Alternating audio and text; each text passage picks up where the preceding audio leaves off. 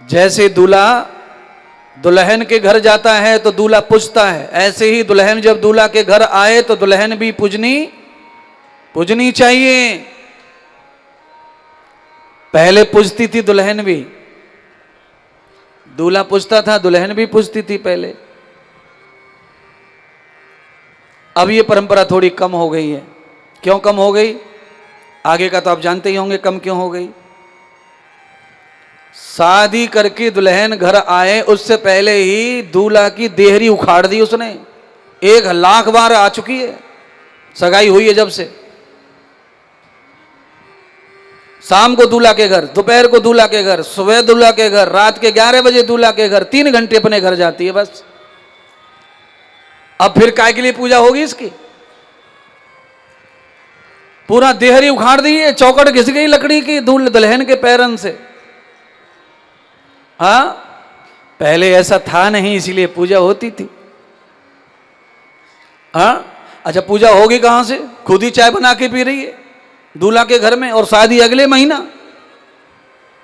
बोलो, शादी की डेट अगले महीना में है, अक्टूबर के बाद देवता उठेंगे, तुलसी विवाह होगा सालग्राम का, तब लाली को ब्याह है। और लाली खुद ही किचन में घुसी पड़ी है, चाय बना रही है, चाय पी रही है। कब झूठो छोड़ के चली गई, सास समझ गई कि ये लक्ष्मी ना, या की पूजा मैं ना करूंगी। सास को पहले ही पूरा पता चल गया कि पूरी कुलक्षणी है, ये तो कपे छोड़ जावे झूठो ही। पर अब करे का, सास फंस गई, छोरा माने ना। छोरा कह वे फांसी खा लूंगो या के संग ना भयो तो। सास ससुर देवरानी जिठानी पहले से रेडी हो गए कि ये किसी का कप उठाने वाली नहीं है, ये खुद का ना उठा रही, हमारा कहां से उठाएगी। और सब हार हरकत दिख गई महाराज, बस यही चल रहा है, धन्य है रे तुम्हारा संस्कार।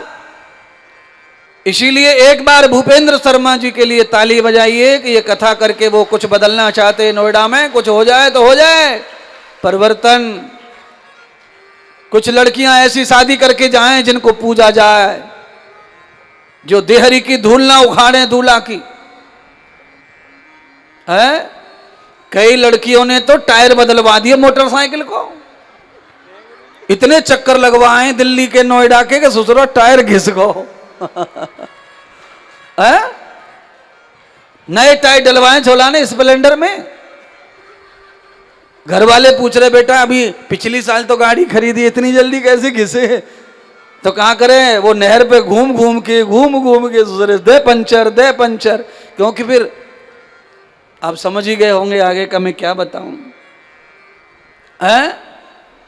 नया नया सगाई हो जाए, नारियल हो जाए तो फिर नहर से नीचे ना घूमे मोटरसाइकिल पे।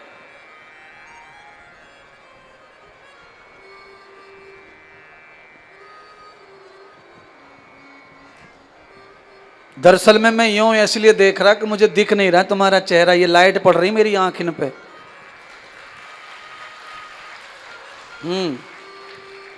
अब तुम सबको दिख रहा मेरा मैं नहीं देख पा रहा तुम्हारा। मैं अंदाज से कथा कह रहा हूं सूरदास बन के।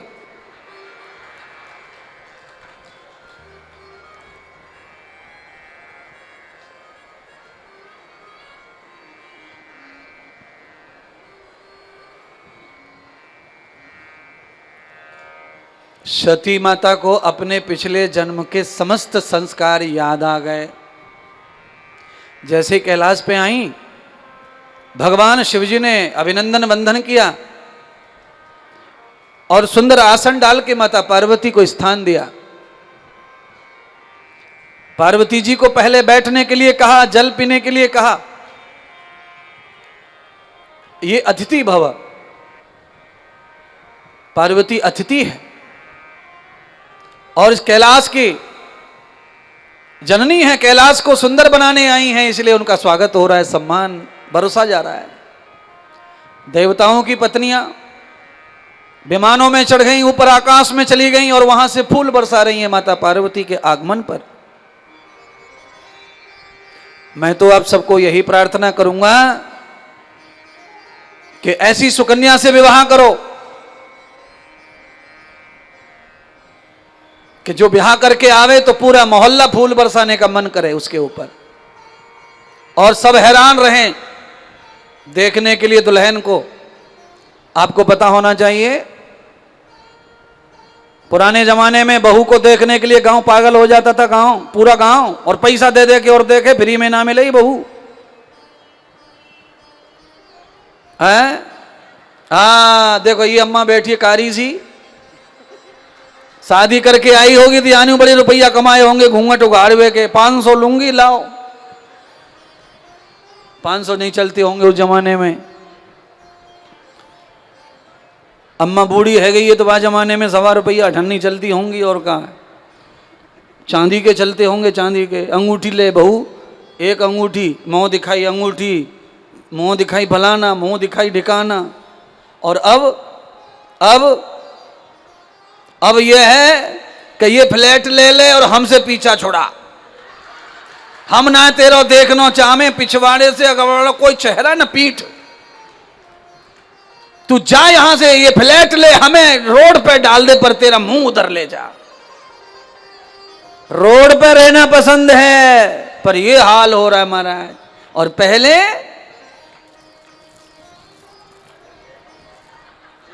सास इतनी खुश है, जा भाई गले को हार उतार के बहू के गले में, मेरी सास ने मोकू दियो और ले मैं तोकू दे रही हूं, या संभार कर रखियो, यही हमारी धरोहर है, यही हमारी मर्यादा है, यही हमारी इज्जत है।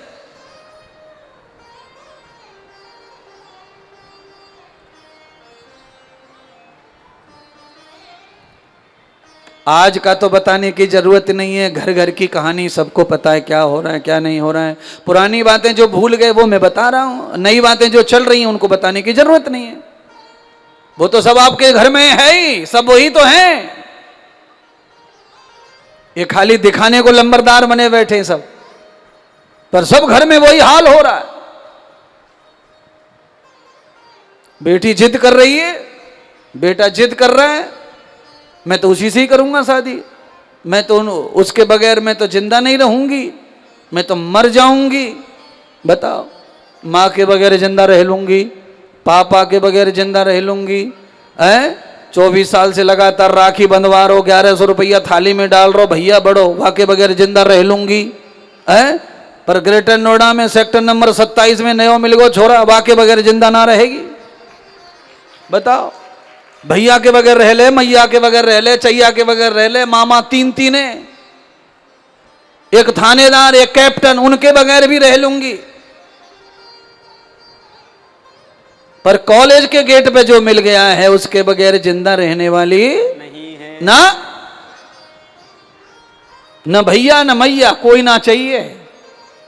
बस जवानी को साधने वाला मिल गया, बस वही है मुखिया जिंदगी का। बचो बचो बचो, अगर बचोगे लंबरदारी से तो क्या होगा, रोटी मिलेंगी बुढ़ापे में, बालक अच्छे होंगे पेट से, नहीं तो फिर आशा छोड़ दो। मैया मर जा, भैया मर जा, चैया मर जा, सब मर जाओ खाली एक के लिए, तो समझ लो तुम्हारे भविष्य अच्छा नहीं है तुम्हारा। सारी दुनिया को मारना चाह रहे, सारी दुनिया को भूलना चाह रहे।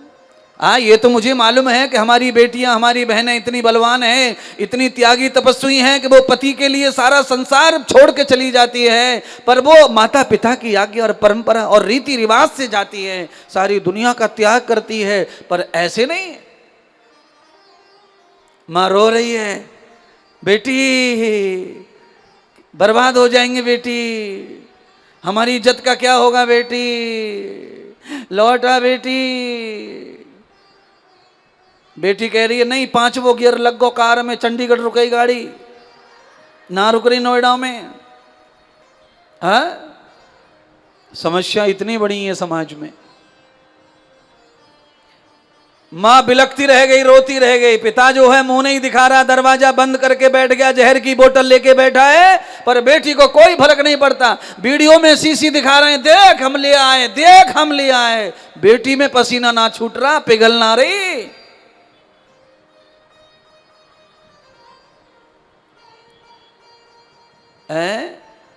क्या है ये? अब आप बोलो क्या है ये?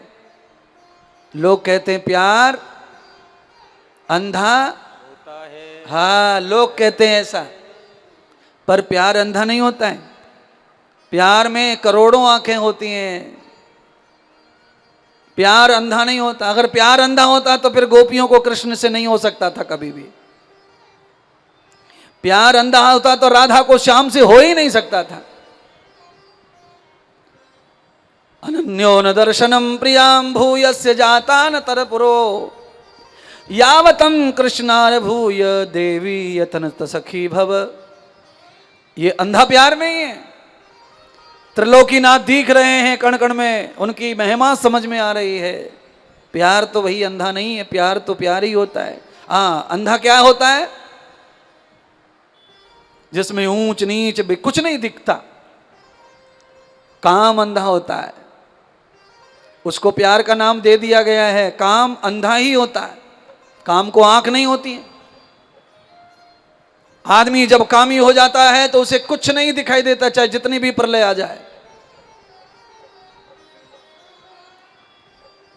आज बंधु, शिव महापुराण के माध्यम से मैं गौरव के साथ कहना चाहता हूं, भगवान शिव ने माता पार्वती को समान समझ करके उनका सम्मान करके अभिनंदन करके आसन दिया।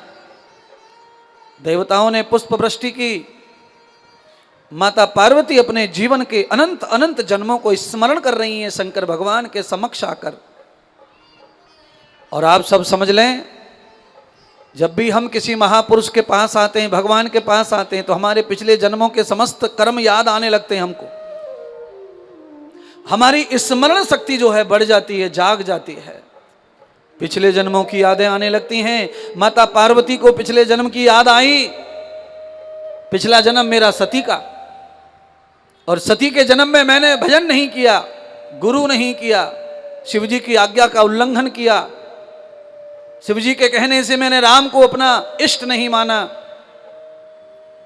शिवजी की आज्ञा तोड़कर मैं मायके चली गई, तो मेरा ये हर्ष हुआ। वही यादें माता पार्वती को आ गई हैं पिछले जन्म की। और मैं कथा सुना सुना कर मैं आपको अपने पिछले जन्मों का सब याद कराना चाहता हूं। तुमने 4 साल पहले क्या गलती की है, उस गलती को दोहराने के लिए मैं कथा सुना रहा हूं। सारी गलतियों को, सारे अपराधों को, सारे पापों को आप याद करें और आज ही छोड़ें कथा सुनकर।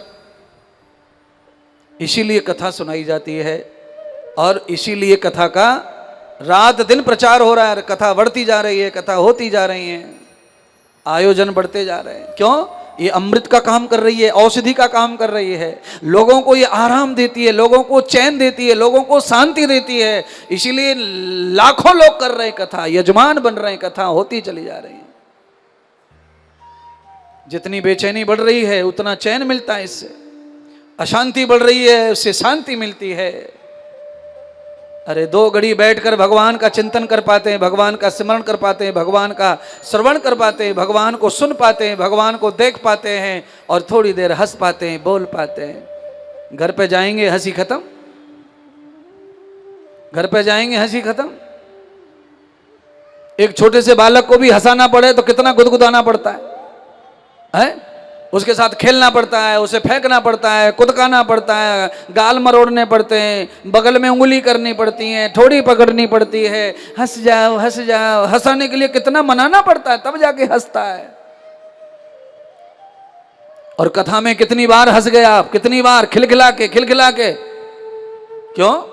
पाप कम हो रहे हैं, पुण्य उदय हो रहे हैं, दुख कम होंगे, सुख आएंगे, अपने आप चेहरे पर प्रसन्नता झलकने लगेगी, आनंद झलकने लगेगा, समृद्धि झलकने लगेगी। भगवान शंकर ने माता पार्वती से कहा, देवी क्या बात है, कैसे शांत के बैठ गई हो? भगवान शंकर समझ रहे हैं अचानक पार्वती में इतना चेंज कैसे आया, ये सती के रूप में ऐसी नहीं थी। सती के काल में भगवान शंकर माता पार्वती को निरंतर कह कह के थक गए कि भजन करो भजन करो भजन करो भजन करो। सती कहती नहीं करूंगी नहीं करूंगी नहीं करूंगी नहीं करूंगी। गुरु करो नहीं करूंगी नहीं करूंगी। और आज माता पार्वती शादी का पहला दिन कैलाश में आई हैं, शंकर भगवान कुछ भी नहीं कह रहे। अब माता पार्वती प्रार्थना कर रही हैं भोलेनाथ को, हे भोलेनाथ कृपालु, दयालु कृपा करो, मुझे कथा सुनाओ, मुझे